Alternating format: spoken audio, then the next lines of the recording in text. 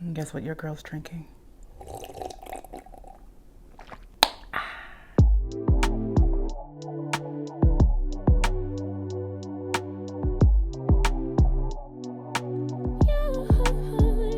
Hello, I'm Judi, the organizer and creator at Rescue My Space. Welcome back to my channel, and if you are new, welcome.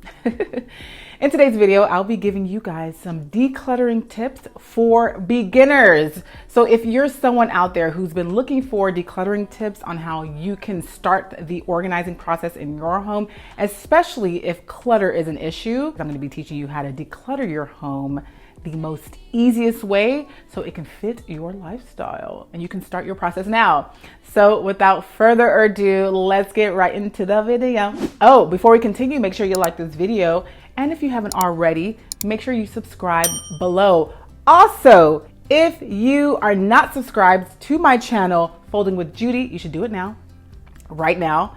That is a channel where I show you guys how to fold everything, and I'm going to start adding more content to it soon. So if you have any suggestions on what I should fold next, let me know below.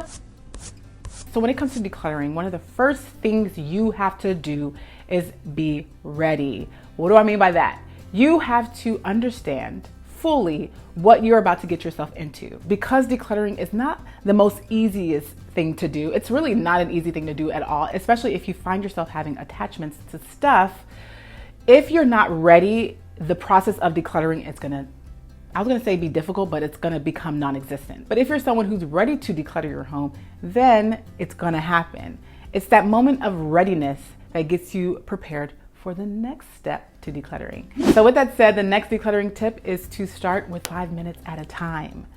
So if you are beginning your decluttering journey, do not, I repeat, do not tell yourself you're gonna declutter that entire room in one go, because you're not. You're gonna get exhausted, you're gonna get overwhelmed, and you're not gonna get it done. What you should do is designate a small amount of time to the process. Even though I'm suggesting 5 minutes, if you're someone who can do 10 or 20, I'll say the max 30 minutes at a time. Put that timer in your phone and start the process.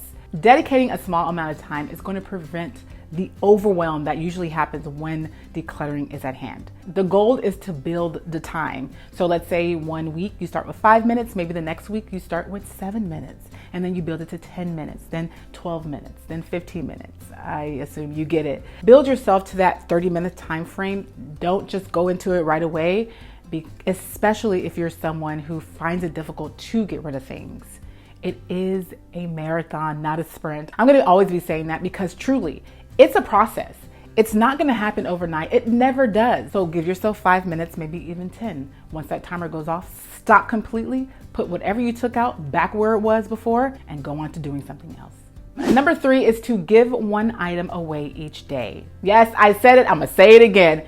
Give one item away each day. So if you are a beginner at decluttering, I would suggest giving away an item that isn't sentimental. So maybe an item that maybe sits in your pantry, your kitchen, maybe in the garage, maybe even in an attic, an item that you probably haven't even seen in years. Try giving away one item a day. One item. It could be something as small as a piece of paper to something as large as a piece of furniture, especially, if you're not using it, why even hold on to it? Give yourself 30 days, and for 30 days, give away 30 total items and see how you feel at the end of the day. If after those 30 days, it felt like a breeze, it wasn't too difficult, then you are ready for the next step, which is possibly getting rid of more things at one time. But try this and let me know in the comment section below how it goes. And with that said, let's go on to tip number 4. And that is determine where your clutter will go. So when you're decluttering, before you even start the process, to be honest, make sure you know where your items will be going once you decide that you no longer want them. Do not let them sit in your home. Do not let them sit in your bag. Do not let them sit in your car. Know exactly where you're going to take it as soon as you're done decluttering. Because what ends up happening is when we don't get it out of our homes, or when we don't know where it's going, we end up holding on to the clutter. And it never, ever leaves the home. And that is not the goal here. We want to get rid of the clutter so we can invite in all the other beautiful items that we want to hold on to that mean something to us. And we want to get rid of the clutter because we no longer want clutter. Tip number 5 is to declutter in sections. I talk about this all the time because decluttering in section is a game changer. The reason being is because when you start small, kind of like giving yourself 5 minutes, when you start small, you eventually start to see the growth. You start to see how that one corner you first started in, now it's half of the room. That one drawer that you started in that first time that you decluttered becomes the entire dresser drawer. Declutter in sections so that it is easier for you. The last thing you want is to feel exhausted or overwhelmed, which is going to make you what? Stop the process. And that is not what we do here. We do not stop. We are not quitters. No, we're not. Tip number 6, which is my favorite tip. I feel like probably all those tips are my favorite, but my favorite tip is to establish a 1 in, 1 out rule. Y'all know I've talked about this in the past. I actually suggest 1 in, 5 out, but that's just me. You know, it's gonna take some time to get there. But 1 in, 1 out, which basically means whatever new item you bring in, you take out one old item. What this does, it at least keeps control of the clutter that you have than adding more and more to the clutter. So if you start with this process, you'll see how much easier it is to let go of items because you're bringing in new items that you love. So as you start to build those habits, you'll find yourself getting rid of 2 items and then 5 items and then 30 items and bringing in 1, which is goals, but pace yourself. 1 in, 1 out. That's it. Give yourself some time, give yourself 5 minutes, declutter what you can, and then you're done. So decluttering tip number 7 is to only focus on the easy stuff. Do not start your decluttering process in your closet. Don't do it. Do not start your decluttering process in a room that used to belong to someone that has either passed away, moved out, or your old childhood items. Do not start in a place like that. Please don't do that. Please don't. Only focus on the easy stuff, the area that holds the easy stuff. For example, in your kitchen, start in a drawer. Start in your junk drawer. A lot of times those are just items that just float. Start in that drawer, or even start in your pantry. Start by getting rid of the expired items. Start with the easy stuff, and then you move on to the more sentimental items, the harder stuff. So decluttering tip number 8 is to pick a decluttering strategy that suits your lifestyle.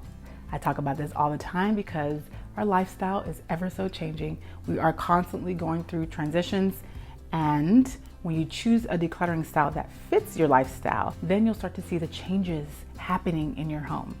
So I've already mentioned a few styles that you can follow, whether it's 1 in, 1 out, decluttering in sections, or even designating 5 minutes to decluttering. So what you can do is adopt one, and then within time, you'll start adopting 2, 3, 4. And then by the time you know it, you'll be becoming a decluttering pro, and your home would no longer be engulfed with clutter. And of course, there's so many decluttering strategies out there.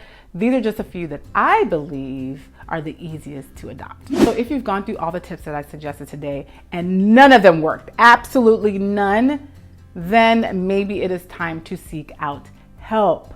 Call a family member, see if they can help you. Call some friends, order some food, and see if they can help you through this process. And if you are still finding it difficult to declutter, then you can reach out to a professional organizer like myself, and we can of course help you through your decluttering process and get your space organized. Whichever way you go, always, I repeat, always seek help, because there are people out there that want to help you live the life that you want. All right, that's pretty much it, guys. I hope this video helped you understand how you can of course declutter your home. If you are not a beginner to decluttering, I hope this video brought some insight into decluttering. Hopefully it helped propel those decluttering habits you already have and make them even better. Whatever it is, hopefully this video was a helpful one. So if you do have someone in your life that's experiencing challenges when it comes to decluttering, share this video with them. Sometimes people tend to feel alone when it comes to decluttering, and I want them to know that there's someone out there who wants to help. So definitely share this video if you can. All right, guys, thank you so very much for watching this video. And if you have any questions or suggestions, leave them in the comment section below. And as always, please like, share, and subscribe. And I'll see you in the next one. Bye.